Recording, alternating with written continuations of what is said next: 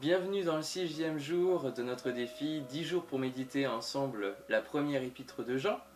Donc nous avons vu hier la dimension entre le Père et enfant et cet esprit d'adoption qui nous amène à aimer notre Père. Et je vous invite d'ailleurs à lire la prière du Notre Père dans Matthieu chapitre 6 pour cette journée. Et sans plus tarder, nous allons faire la lecture de 1 Jean 3 et la méditation.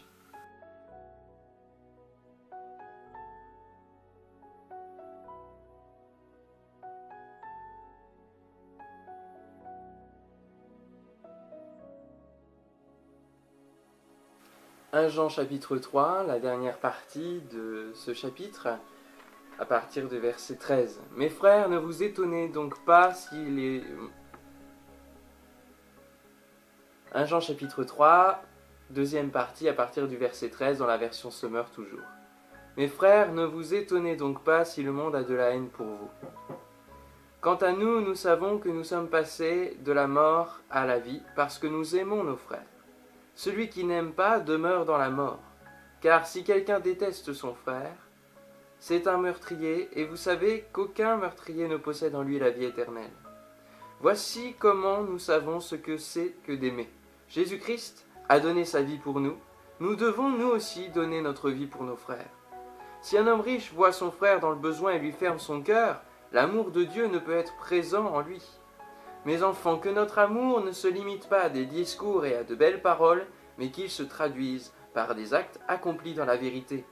C'est ainsi que nous saurons que nous appartenons à la vérité, et nous rassurerons notre cœur devant Dieu, si notre cœur nous condamne d'une manière ou d'une autre, car Dieu est plus grand que notre cœur et il connaît tout. Mes chers amis, si notre cœur ne nous condamne pas, nous sommes pleins d'assurance devant Dieu. Il nous donne tout ce que nous lui demandons, parce que nous obéissons à ses commandements, et que nous faisons ce qui lui plaît. Or, que nous commande-t-il? De placer notre confiance en son Fils Jésus-Christ et de nous aimer les uns les autres comme il nous l'a lui-même prescrit.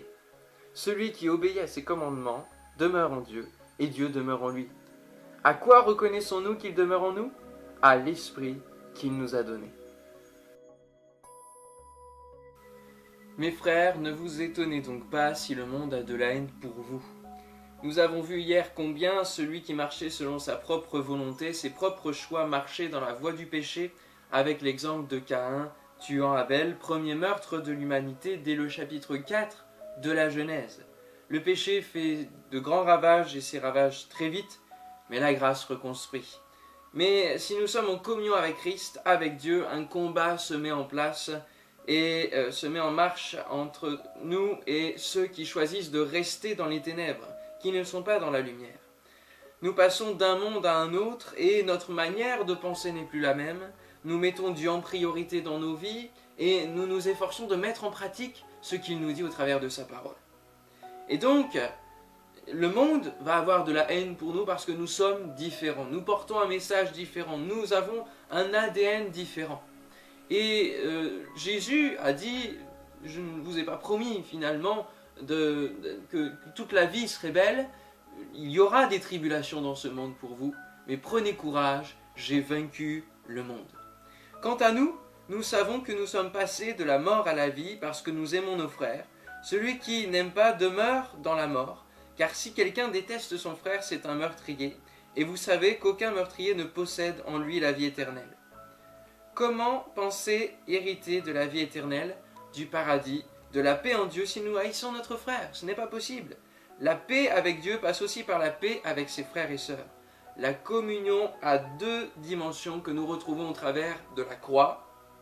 Une dimension verticale qui donne notre relation avec Jésus, qui nous réconcilie avec Jésus et avec Dieu au travers de Jésus-Christ.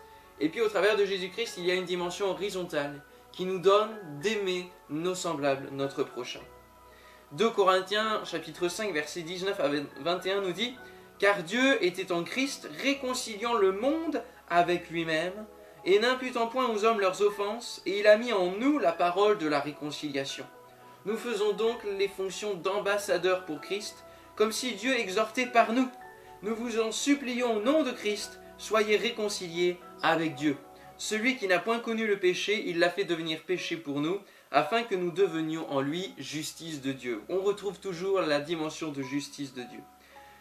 Voici comment nous savons ce que c'est d'aimer, nous dit Jean. Jésus-Christ a donné sa vie pour nous. Nous devons nous aussi donner notre vie pour nos frères. L'amour parfait se trouve dans la personne même de Jésus-Christ. Il n'a pas regardé à sa propre vie, il n'est pas resté dans son ciel de gloire, dans la félicité, dans le repos où il était, mais il est venu par amour pour nous. C'est son amour qui l'a motivé.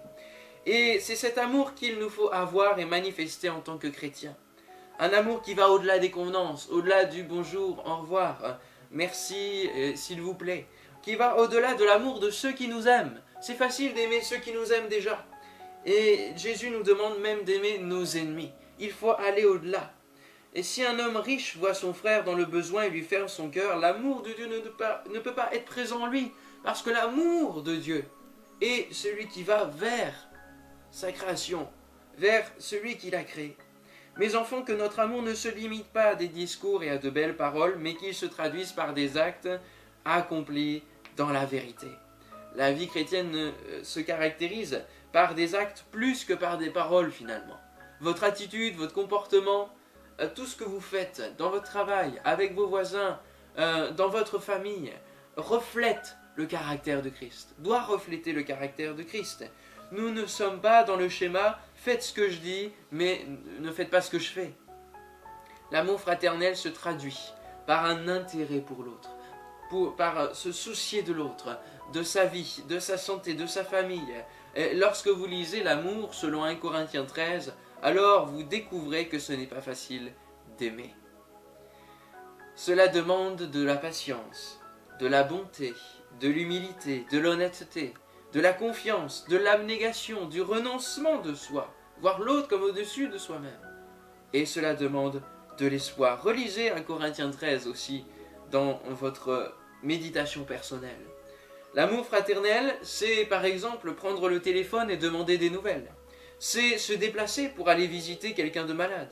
C'est rendre un service quelconque, comme prendre sa voiture pour emmener quelqu'un pour ses courses qui ne peut pas avoir un moyen de locomotion. Au moment où la communion dans l'Église a commencé, voici la manifestation de l'amour fraternel au travers des actes. Les actes des apôtres au chapitre 2, versets 44 et 45.